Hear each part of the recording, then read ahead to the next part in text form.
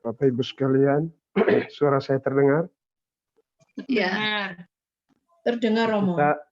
Kita ambil bacaan suci dari Pesta Keluarga Kudus. Kita ambil dari Injil Lukas bab 2 ayat 41 sampai dengan 52.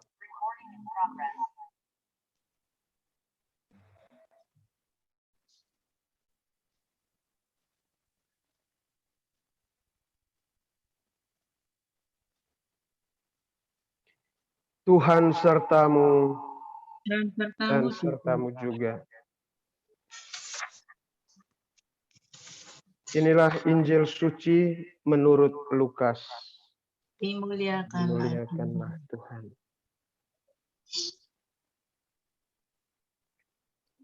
Tiap-tiap tahun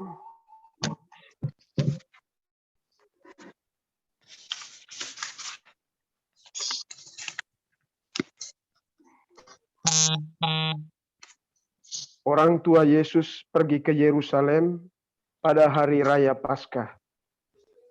Ketika Yesus telah berumur 12 tahun, pergilah mereka ke Yerusalem seperti yang lazim pada hari raya itu.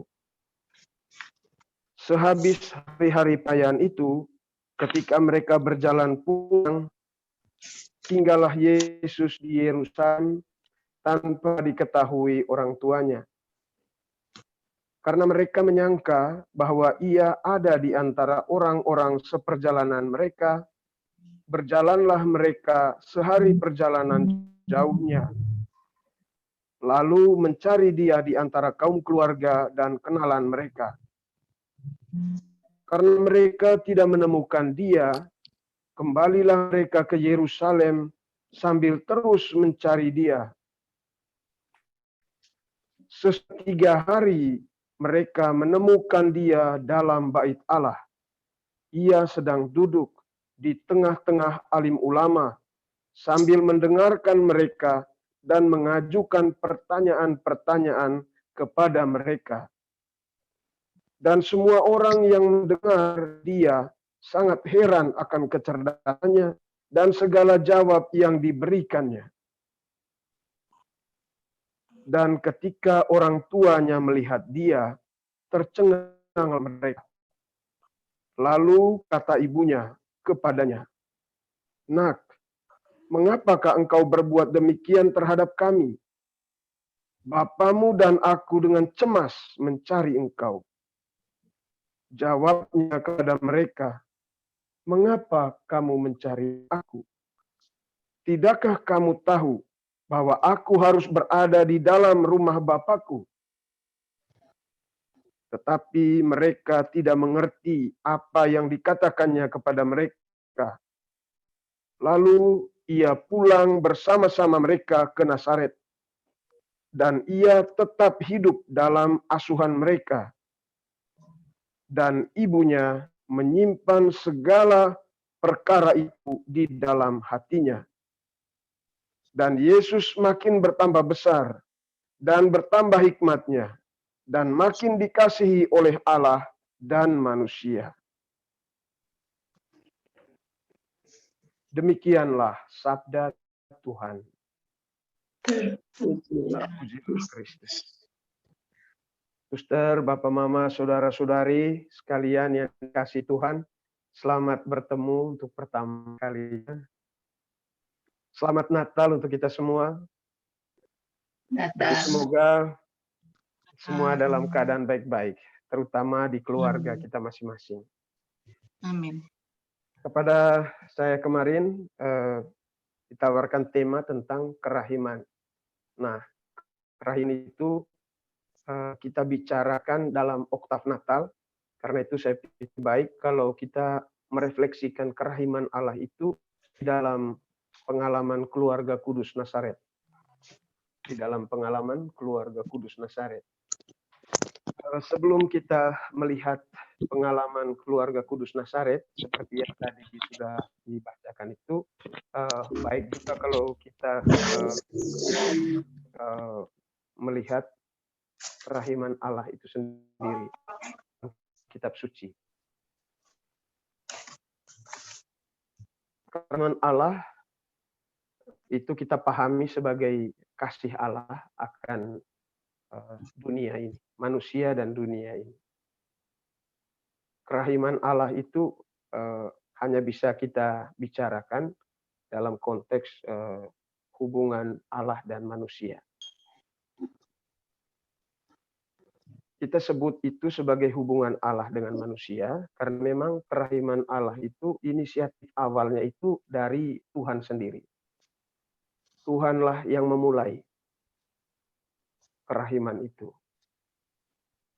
Karena manusia dari dirinya sendiri yang sudah dipenuhi dosa tidak mampu untuk menemukan jalan yang benar. Nah, hanya oleh kasih dan kerahiman Tuhan manusia itu bisa diselamatkan.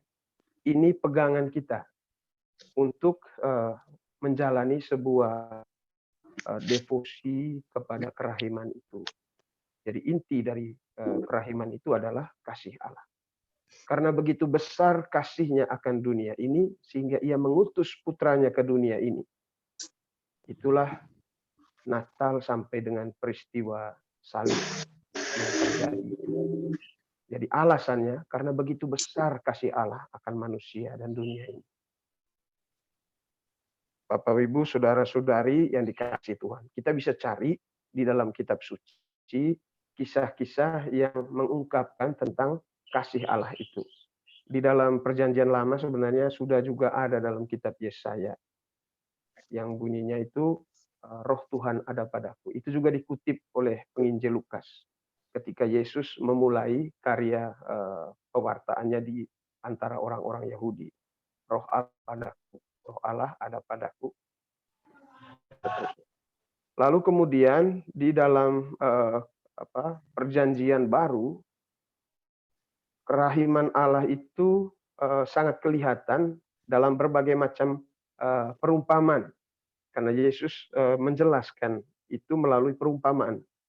Dan kita bisa melihatnya misalnya perumpamaan tentang dirham yang hilang. Seorang putri itu dirham atau hiasan kepalanya hilang. Dia cari dengan begitu sungguh-sungguh dan kalau dia temukan ada sukacita. Lalu ada perumpamaan tentang yang hilang. Itu jadi pertama itu benda. Lalu kemudian yang kedua ini makhluk hidup, artinya domba, tapi dia hewan.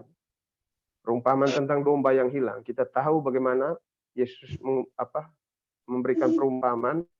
Gembala itu meninggalkan yang 99 ekor di padang dan mencari yang sesat itu. Cari bukan hanya sekedar cari, tapi cari dengan sungguh-sungguh. Melibatkan seluruh hati dan pikiran.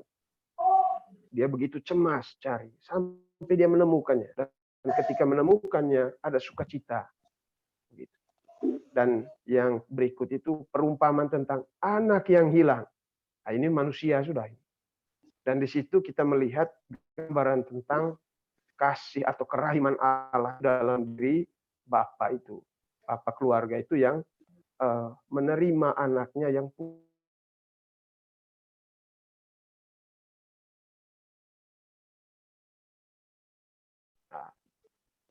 jadi ada 3 perumpamaan besar yang bisa memperlihatkan itu. Dan puncak dari segala kerahiman Allah itu justru pada peristiwa salib. Itu puncaknya. Dan kita semua tentu paham tentang itu. Dan devosi kita memang intinya di situ. Pertama, bagaimana darah itu ditumpahkan. Dan itulah kerahiman Tuhan yang luar biasa. Yang memberi kita keselamatan. Apa yang terjadi sebenarnya di dalam peristiwa salib itu? Kalau kita melihat, menurut pandangan dunia, memang salib itu suatu kebodohan, suatu kekonyolan. Maka seringkali kita dihina gara-gara salib itu. Masa sih Tuhan mati? Padahal dia kan maha kuasa, masa dia mati? Dan banyak lagi pohon lain, karena orang tidak paham. Dan saya kira kita melihat melampaui apa yang dipahami oleh dunia ini tentang peristiwa salib itu. Bahwa di salib itulah cinta Tuhan itu bercahaya secara sangat terang benderang ketika dia menerima kematiannya tanpa mempersalahkan satu pun dari antara para pelaku kejahatan itu. Apa yang terjadi dalam pandangan dunia seharusnya kalau orang melakukan kejahatan harus dibalas satu-satu, gigi ya ganti gigi juga, tampar pipi kiri balas juga pipi kiri kanan bahkan, atau balas dendam. Tapi Yesus ini mengajarkan pengampunan. Disitulah puncak tertinggi dari wajah kerahiman Allah itu.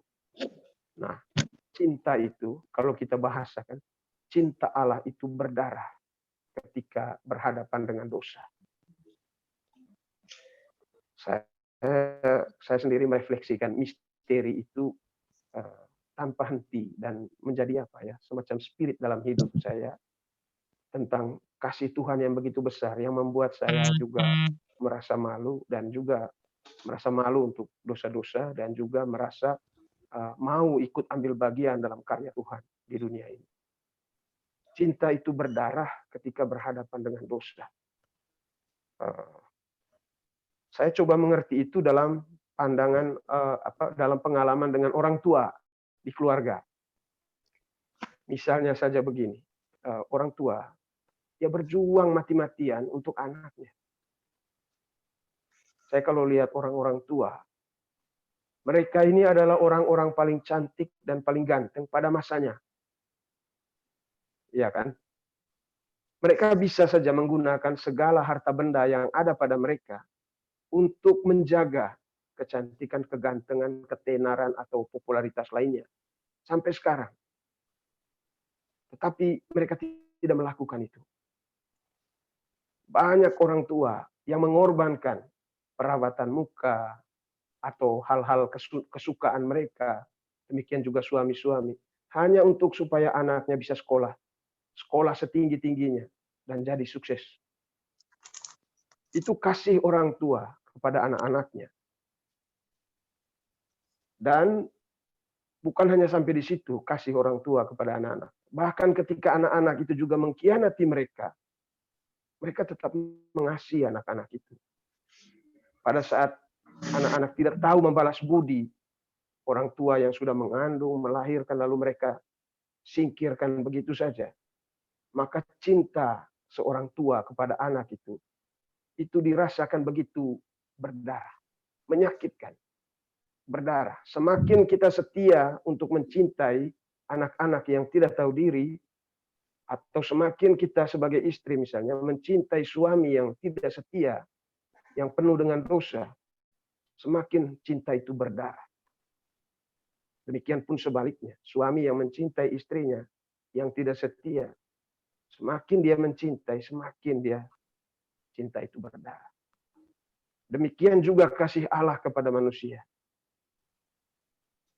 Jadi pengorbanan salib itu sebenarnya juga mengungkapkan pengalaman manusiawi kita berkaitan dengan menghayati cinta yang sejati, yang sebenarnya. Bapak, Ibu, saudara-saudariku yang terkasih, itulah pemahaman paling kurang yang bisa saya bagikan tentang kerahiman Allah itu sendiri. Bagaimana ia mengasihi kita sampai sehabis-habisnya. Nah, bagaimana dengan pengalaman keluarga di Nazaret? Kita coba lihat keluarga kudus. Keluarga itu keluarga sederhana saja. Ada seorang bapak namanya Yosef dan seorang ibu namanya Maria. Maria ini masih muda sekali, sedangkan Yosef ini sudah cukup tua. Lalu kemudian mereka mempunyai seorang anak. Tetapi keluarga kudus ini bukan tanpa masalah. Sejak awal keluarga ini sudah bermasalah. Kalau kita baca baik-baik dalam kitab suci, maka kita melihat betapa beratnya beban yang harus dipikul oleh keluarga ini sejak sebelum mereka resmi. Apa yang terjadi? Itu Maria sudah mengandung. Dan itu adalah gosip yang paling enak untuk digoreng. Mulai dari dulu sampai sekarang. Itu orang suka sekali menggosipkan orang kalau ada yang macam itu. Begitu. Tentang orang-orang yang seperti itu. Dan keluarga kudus ini, keluarga kecil ini menanggung beban itu. Bukan hanya Maria, Maria juga malu sebenarnya. Bagaimana mungkin? Karena aku belum bersuami. Itu kan dia sudah omong sejak awal. Tetapi malaikat Tuhan mengatakan itu. Bahwa Roh Kudus, kuasa Allah yang Maha Tinggi akan menaungi engkau. Lalu kemudian Yosef juga tidak kalah. Dia juga pikir-pikir, waduh gimana saya ini. Begitu. Saya akan biar lepas diam-diam saja. Ketika dia sedang mempertimbangkan itu, kita tahu bagaimana malaikat Tuhan datang. Dan kemudian membuat dia berani untuk mengambil keputusan menerima Maria. Dan terjadilah. Tapi masalah juga tidak selesai. Karena keluarga ini keluarga miskin. Tidak ada apa-apanya mereka. Lalu ketika kita tahu, ketika melahirkan juga, itu mereka dengan susah payah. Harus melakukan perjalanan panjang dari Nazaret ke Bethlehem. Gara-gara ada pendaftaran itu, penduduk. Lalu kemudian melahirkan. Melahirkan juga dilukiskan oleh Lukas itu di kandang. Dan ini juga tentu hal yang memalukan. Bagaimana mungkin ini bisa? Keluarga kudus, janji Allah begitu besar. Lahirnya di kandang. Tentu ini mengguncangkan iman Maria. Kalau ini benar anak Allah, kenapa lahir di sini? Kenapa saya ini tidak diangkat tinggi-tinggi atau seperti apalah gitu? Ternyata tidak, lahirnya di kandang. Jelas ini sebuah pergulatan dari keluarga kudus itu. Demikian juga Yosef itu. Kalau Anda atau saya menjadi Yosef, coba bayangkan. Benar tidak mimpi yang tempo hari itu? Kita sudah protes. Benar tidak mimpi yang tempo hari? Kalau benar ini dari Roh Kudus atau karena dikehendaki oleh Tuhan, kenapa lahirnya di kandang? Kenapa Tuhan tidak menyediakan tempat yang bagus? Ini juga beban batin bagi keluarga kudus ini. Namun coba saudara perhatikan, di tengah segala macam persoalan batin yang begitu berat, cemoohan orang-orang di sekitar dan seterusnya, mereka tidak tergoda untuk jatuh dalam dosa, untuk meninggalkan janji Tuhan kepada mereka. Itulah hebatnya keluarga kudus ini. Cinta Tuhan itu meskipun kelihatannya samar-samar atau tidak jelas, bahkan membuat mereka merasa down, merasa ada dalam situasi terpuruk, tapi mereka tidak meninggalkan kasih Tuhan itu. Itu keutamaan dari keluarga kudus. Nah, mari kita masuk ke dalam kasus yang terakhir dari keluarga kudus itu, ketika mereka melakukan ziarah dari Nazaret itu ke Yerusalem, seperti biasa mereka lakukan itu. Dan apa yang terjadi ketika umur 12 tahun, Yesus ini yang biasanya sudah pulang bersama-sama dengan mereka, dengan teman-teman sekampungnya, tiba-tiba tertinggal. Dan anehnya orang tuanya tidak tahu. Setelah sehari perjalanan, coba kita hitung saja sehari perjalanan itu, kalau mereka jalan dengan kecepatan 20 km per jam, sehari perjalanan itu, wah jauh tuh. Mungkin mereka sudah sampai di kilometer yang ke 100 berapa itu, baru mereka tahu, Yesusnya tidak ada di antara ini. Dan apa yang terjadi? Keluarga itu langsung pulang, kembali ke Yerusalem untuk mencari anak sematawayang.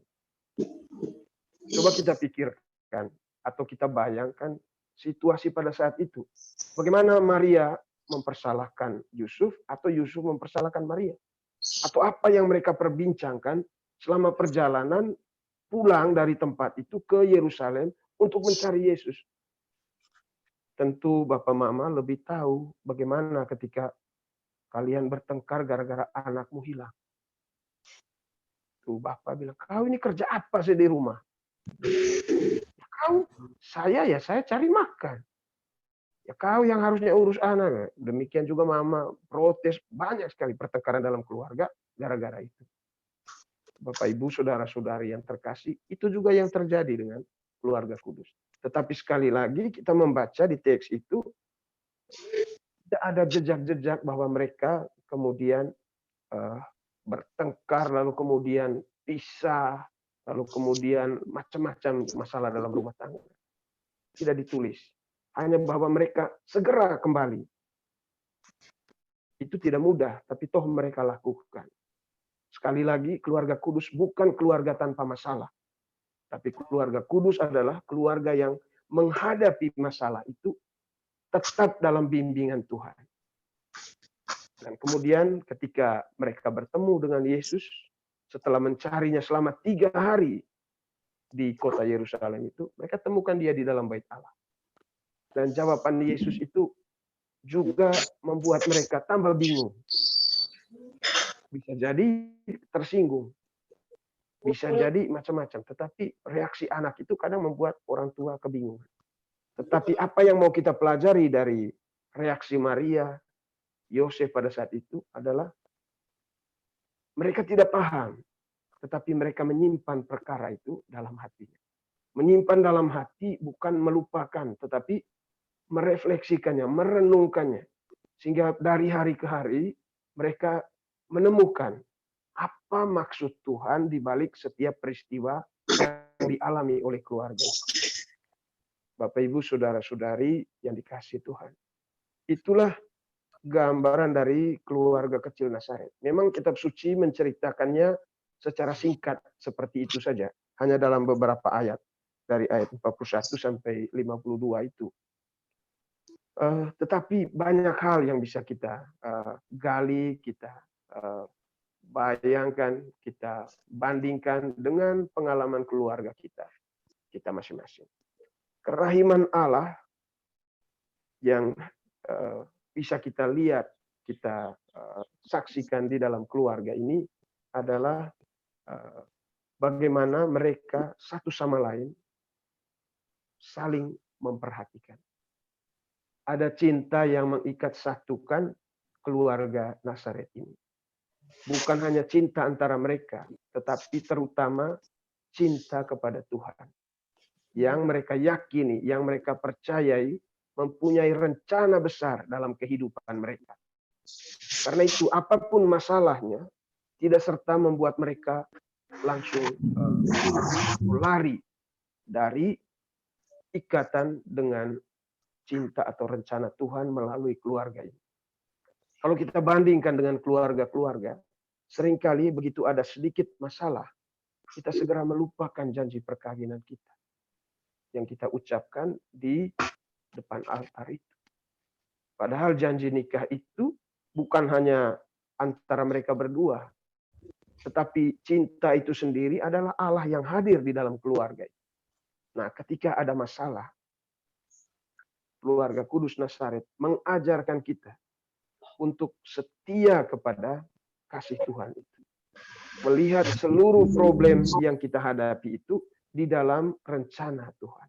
Kalau ada yang kita belum pahami, Maria menjadi satu teladan spiritualitas hidup berkeluarga dengan merenungkan atau menyimpan perkara-perkara itu di dalam hatinya untuk diolah supaya kita bisa melihat apa kehendak Tuhan di balik setiap peristiwa hidup. Sepahit apapun. Termasuk cinta yang berdarah karena ketidaksetiaan, karena dosa-dosa di dalam keluarga kita masing-masing. Semakin seseorang mencintai orang yang penuh dengan kelemahan, penuh dengan kekurangan, semakin dia merasakan cinta itu sangat menantang, bahkan sampai berdarah-darah.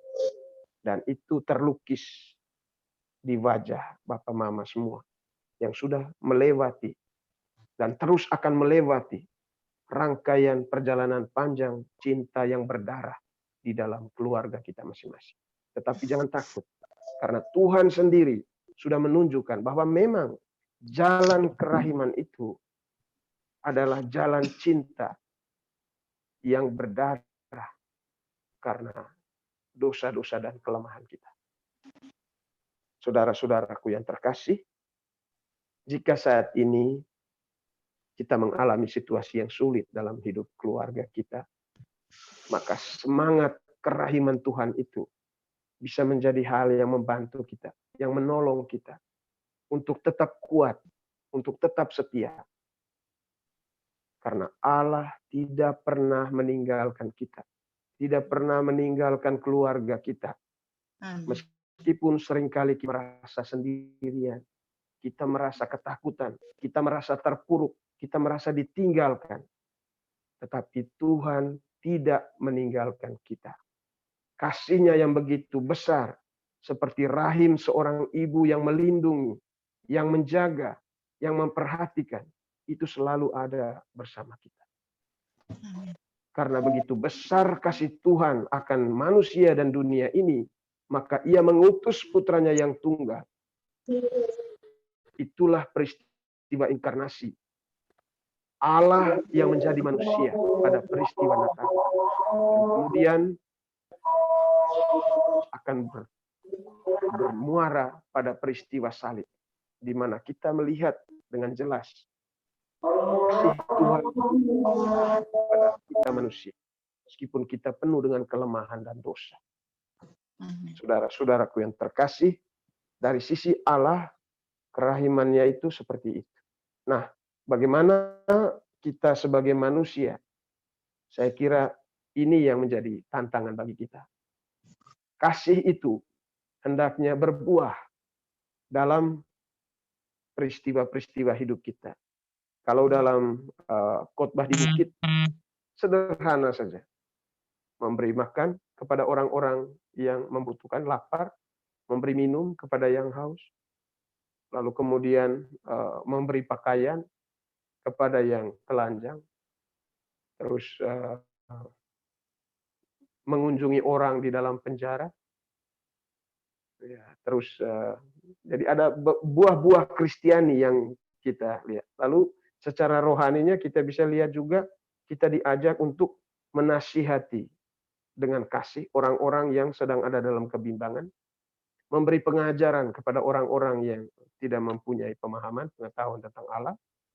Lalu kemudian kita juga diajak untuk menghibur orang-orang yang sedang dalam kesusahan.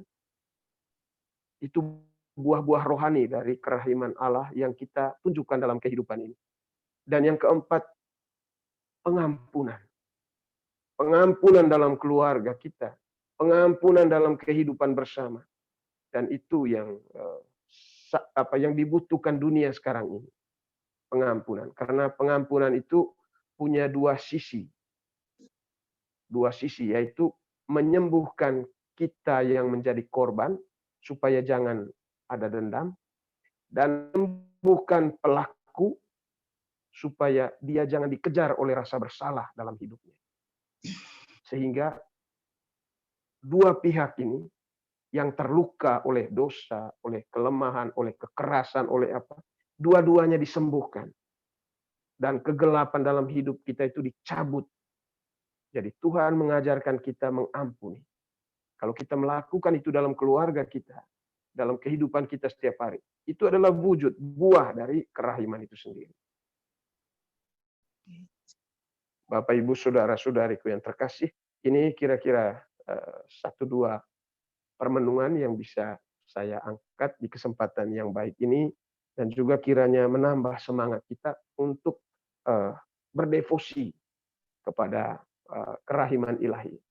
Khususnya juga dalam semangat berbagi, terutama untuk saudara-saudara kita yang sedang mengalami musibah, terutama musibah di Semeru itu, apalagi Surabaya itu dekat dengan Semeru itu. Jadi ringankanlah hati untuk berbagi, karena itu adalah buah dari kerahiman Tuhan yang kita sudah rasakan, kita sudah alami. Hendaknya juga kita wartakan, kita bagikan. Karena memang kita adalah gereja, tanda kehadiran Allah di dalam dunia ini. Dan sebagai tanda itu kita juga harus memancarkan percikan-percikan kerahiman Tuhan dalam berbagai macam bentuk perbuatan-perbuatan baik. Mulai dari keluarga sendiri, dalam hubungan suami istri, dengan anak-anak, dan seterusnya. Dan juga terus meluas sampai kepada siapapun yang kita jumpai. Termasuk yang lagi menderita karena bencana Semeru atau bencana-bencana lain. Saya kira itu yang bisa saya bagikan. Mari kita saling mendukung, saling mendoakan, dan tetap menghayati hidup dalam kerahiman Tuhan dan berbuah di dalam. Terima kasih. Amin. Terima kasih Romo Edi, terima kasih atas renungannya yang mencerahkan kita semua, yang meneguhkan kita, meneguhkan kehidupan berkeluarga kita. Ada devosan yang bertanya, Romo dari paroki mana? Baik, ya, saya ini Imam Projo Keuskupan Ruteng. Keuskupan Ruteng itu ada di Pulau Flores, bagian barat. Kabupaten Manggarai, Manggarai Barat, Manggarai Timur. Yang ada Labuan Bajonya itu loh. Itu saya Imam Projo di Keuskupan situ. Jadi saya sekarang tinggal di Jakarta karena lagi sekolah. Oh, Ya, terima saya kasih diutus oleh Romo Bapak Uskup. penjelasannya. Ya. Saat ini kita akan